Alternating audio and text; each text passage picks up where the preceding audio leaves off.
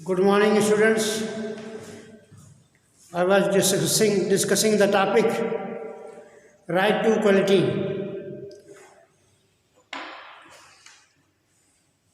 And today I will discuss the rule of law. The rule of law.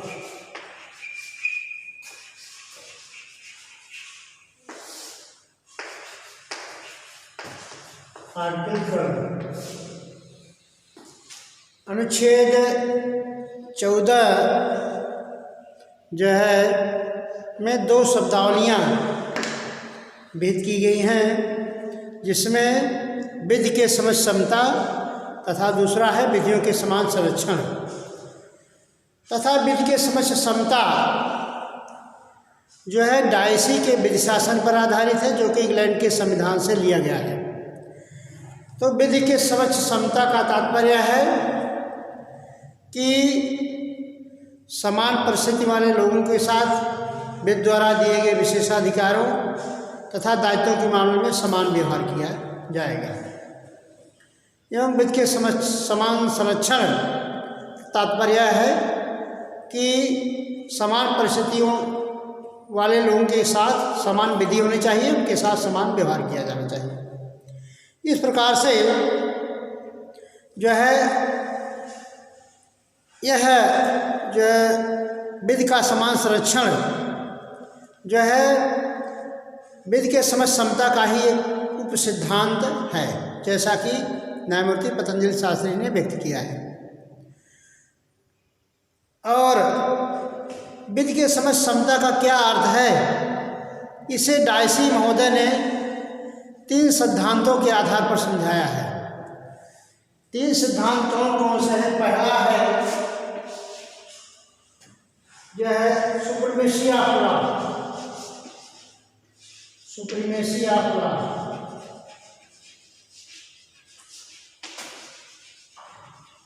अर्थात विधि की सर्वोच्चता।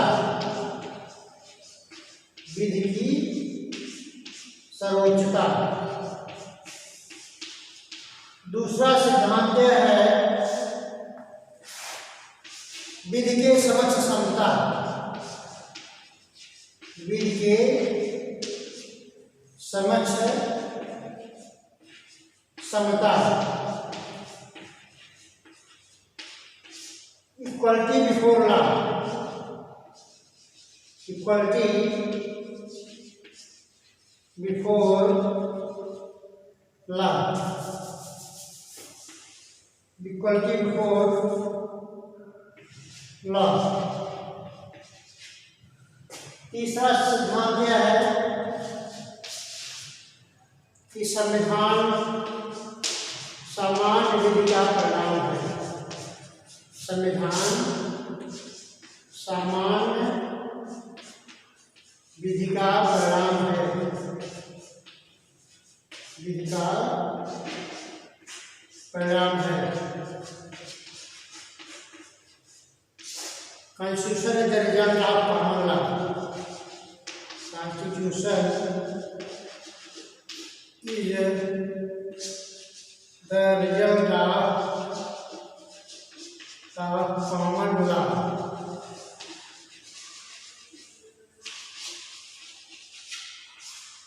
Dicey महोदय ने विधि का शासन के 3 अर्थ बताए हैं।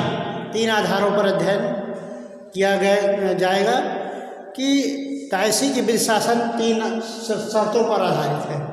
अगर 3 शर्तें फुलफिल होती हैं तो उनका कहने का तात्पर्य है कि विधि शासन है। विधि सुप्रीमेसी ऑफ लॉ।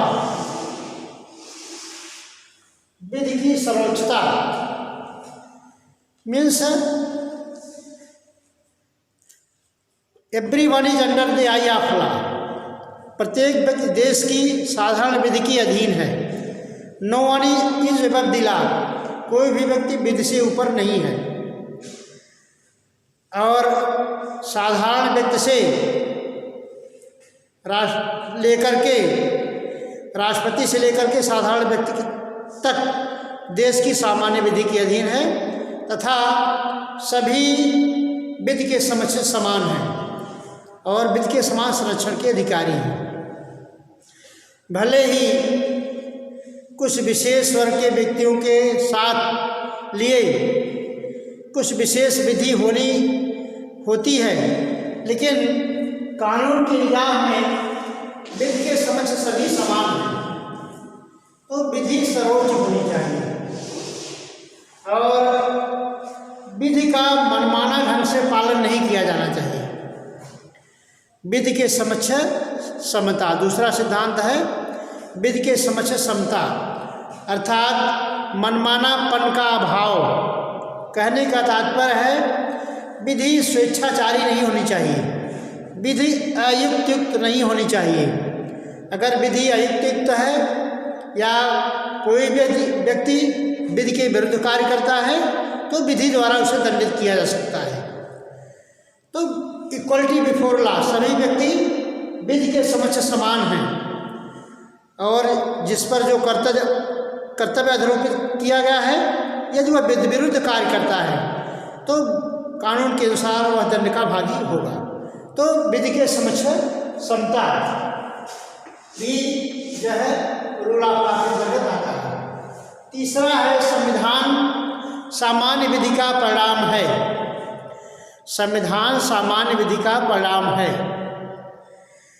तो संविधान सामान्य विधि का परिणाम है मीन्स जो सर्वोच्चता है, सुप्रीमेसी है, वह जो है संसद में निहित की गई है। क्योंकि इंग्लैंड में संसद सर्वोच्च है, भारत में संविधान सर्वोच्च है तथा अमेरिका में न्यायपालिका सर्वोच्च है।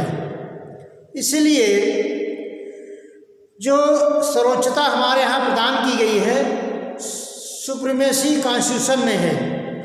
हमारे यहाँ संविधान सर्वोच्च है, तो डाइसी इंग्लैंड के चूँकि निवासी थे, उन्होंने संसद द्वारा बनाई गई विधियों को सर्वोच्च माना है। इसलिए डाइसी का यह शासन भारत में अनुपयुक्त है। और दो विधियाँ भारत में, दो एक पॉइंट भारत में लागू होते हैं, सुप्रीमेसी ऑफ लॉ और इक्वलिटी बिफोर लॉ। क्योंकि इंग्लैंड में संसद को सर्वोच्च बताया गया है तथा भारत में जो है संविधान को सर्वोच्चता प्रदान की गई है।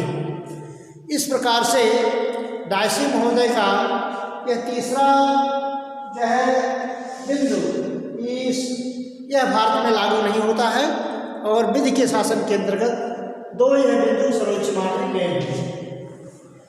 और रूल ऑफ लॉ को संविधान का आधारभूत ढांचा निर्धारित किया गया है। Rule of law is the basic structure of the Indian constitution. इस तरह से जो है विधि के जो है रूल ऑफ लॉ का सिद्धांत प्रस्तावित किया गया है। और अनुच्छेद 14 के अंतर्गत व्यक्ति शब्द का प्रयोग किया गया है। अनुच्छेद 14 के अंतर्गत व्यक्ति शब्द का प्रयोग किया गया है। व्यक्ति का तात्पर्य है कि प्रत्येक व्यक्ति चाहे नागरिक हो या गैर नागरिक हो, उन पर अनुच्छेद 14 लागू होती है। नागरिक हो, सिटीजन एंड नॉन सिटीजन, दोनों पर अनुच्छेद 14 लागू होती है। भारत का नागरिक हो या अनागरिक हो, दोनों व्यक्तियों पर आर्टिकल 14 एप्लीकेबल होता है। क्योंकि भारत में रहने वाला ऐसा प्रत्येक व्यक्ति, भारत में रहने वाला ऐसा व्यक्ति जो है विधि के समान समता, विधि के समान संरक्षण का अधिकारी है। इसमें राज्य द्वारा कोई भी भेद नहीं किया जाएगा। इससे state shall not deny to any person equality before law and equal protection of law within the territory of India. तात्पर्य है भारत में रहने वाला ऐसा व्यक्ति जो विधि के समक्ष क्षमता इसको प्रदान की गई है, विधि के समान संरक्षण, वह जो है किसी भी अधिकार से वंचित नहीं किया जाएगा। इस तरह से अनुच्छेद 14 का अधिकार नागरिकों तथा गैर नागरिकों दोनों को प्राप्त है। और जो अनुच्छेद 14 के अंतर्गत जो है व्यक्ति शब्द के अंतर्गत विधिक व्यक्ति भी शामिल है। Chiranjit Lal versus Union of India के मामले में उच्चतम न्यायालय ने अब निर्धारित किया, चिरंजीत लाल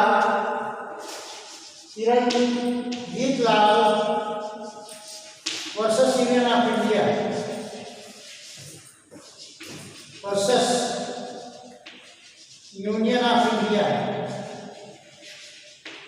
PIR 1952 Supreme Court. Chiranjit Lal versus Union of India के मामले में यह कहा गया कि व्यक्ति शब्द में विधिक व्यक्ति भी शामिल है। विधिक व्यक्ति कौन से हैं? विधिक व्यक्ति के अंतर्गत कंपनी तथा निकाय भी आता है, विधिक व्यक्ति के अंतर्गत शामिल किए जा सकते हैं। अर्थात ऐसे व्यक्ति जिन्हें विधिक व्यक्तित्व प्राप्त है वो भी अनुच्छेद 14 के अंतर्गत व्यक्ति माने जाएंगे। इसके अंतर्गत कंपनियां, निगम भी आ सकता है, निगम भी आता है विधिक व्यक्ति के अंतर्गत। इस तरह से अनुच्छेद 14 नागरिकों और गैर नागरिकों दोनों को प्रदान किया गया है। और अनुच्छेद 14 में कुछ अपवाद बताए गए हैं, क्योंकि अनुच्छेद 14 में कहा गया है कि राज्य किसी भी व्यक्ति को जो वित्तीय जिन्हें वित्तीय समक्ष समानता तथा वित्तीय समान संरक्षण प्रदान किया गया है, वह जो है भारत के राज्य क्षेत्र में अगर रहते हैं तो उन्हें वंचित नहीं किया जाएगा। तो ऐसी परिस्थिति में जो है समता के नियम के कुछ एक्सेप्शंस बताए गए हैं। एक्सेप्शंस बताए गए हैं, अपवाद। इसमें डिप्लोमेटिक एजेंट्स जो है अनुच्छेद 14 के अंतर्गत डिप्लोमेटिक एजेंट्स जो है उनको छूट प्राप्त है। Diplomatic agents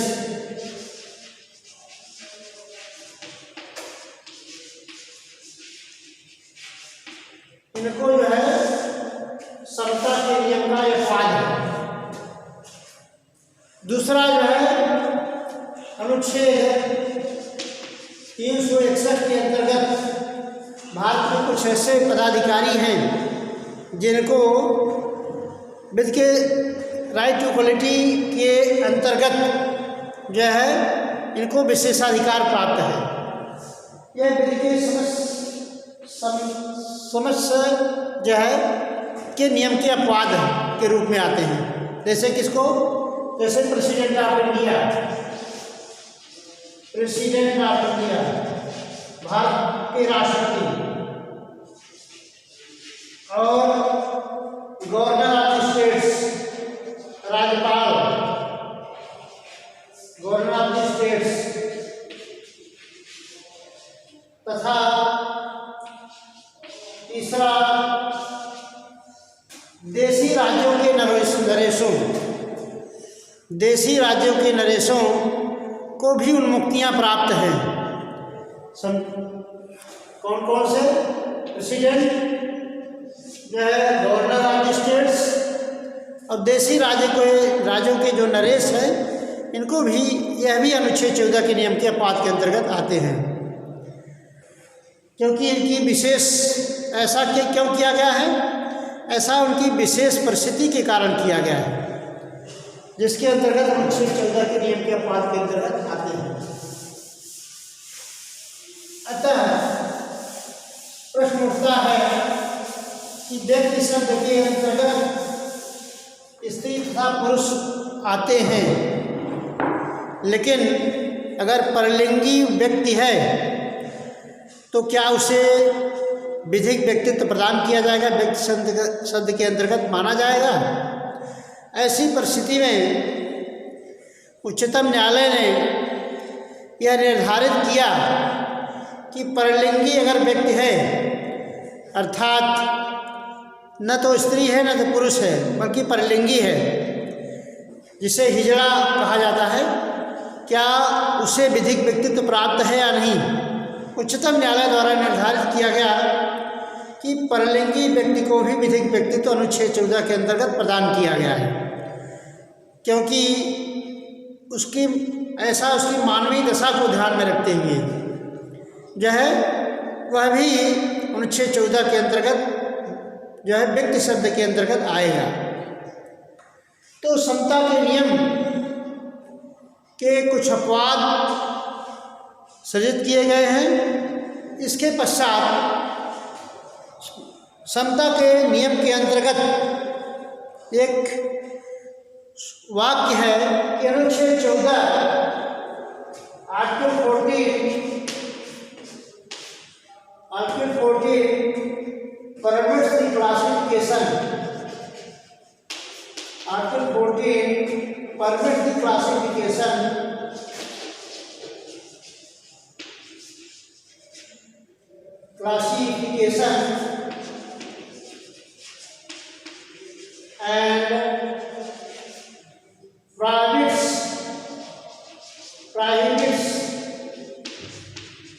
the class legislation,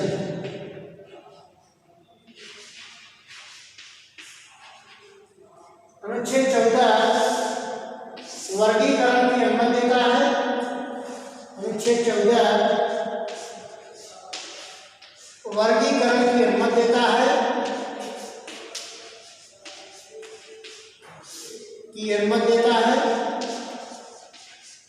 एवं वर्ग विधान का निषेध करता है।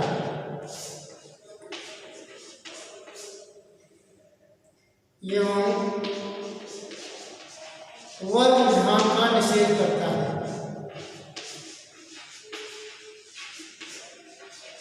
वर्ग विधान का निषेध करता है।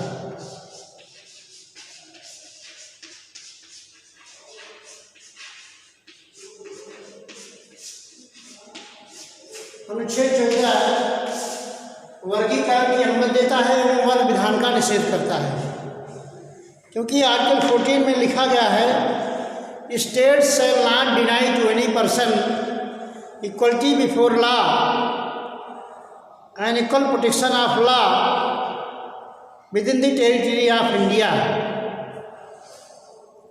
भारत के राज्य क्षेत्र में रहने वाले सभी व्यक्तियों को विधि के समक्ष समता तथा विधियों के समान संरक्षण के अधिकार से वंचित नहीं करेगा। अर्थात अनुच्छेद आर्टिकल 14 के अंतर्गत सभी व्यक्ति विधि के समान हैं एवं विधियों के समान संरक्षण के अधिकारी हैं। इस तरह से लेकिन अनुच्छेद 14 में कहा गया है कुछ ऐसे व्यक्ति हैं अगर विशेष परिस्थिति वाले हैं तो उनके साथ वर्गीकरण किया जा सकता है। तो अनुच्छेद 14 वर्गीकरण की अनुमति देता है और वर्ग विधान का निषेध करता है। इसका तात्पर्य है यद्यपि भारतीय संविधान के अंतर्गत सभी व्यक्ति विधि के समान हैं, विधि के समक्ष समान हैं, लेकिन इसका तात्पर्य यह नहीं है कि सभी व्यक्तियों के साथ विधि समान रूप से लागू हो, क्योंकि कुछ ऐसे विशेष परिस्थिति हो सकती है जहाँ पर विधियों का वर्गीकरण किया जा सकता है। अर्थात अगर भिन्न परिस्थिति वाले व्यक्ति हैं तो उनके साथ भिन्न प्रकार का वर्गीकरण किया जा सकता है, भिन्न प्रकार से व्यवहार किया जा सकता है। विधि के समक्ष समता के नियम का ऐसा उल्लंघन नहीं माना जाएगा। अगर व्यक्तियों की विशेष परिस्थिति है तो उनके लिए विशेष विधि बनाई जा सकती है। लेकिन एक समूह के लिए अगर एक विधि बनाई जाती है तो वह अगर उसमें कोई कानून स्वेच्छाचारी है तो वहाँ पर उसे असंवैधानिक घोषित किया जा सकता है। लेकिन कुछ ऐसी परिस्थिति है, भौगोलिक परिस्थिति अगर भिन्न है तो भिन्न परिस्थिति में रहने वाले भिन्न भिन्न व्यक्तियों के साथ विधि भी भिन्न होनी चाहिए। अगर यह ऐसा क्यों किया गया है? ऐसा इसलिए किया गया है क्योंकि ऐसा जो है विधि के समक्ष ऐसा इसलिए किया गया है कि विधियों का वर्गीकरण करना न्याय संगत होगा। इस तरह से here I will conclude my lecture. Next lecture I will deliver tomorrow. Thank you very much.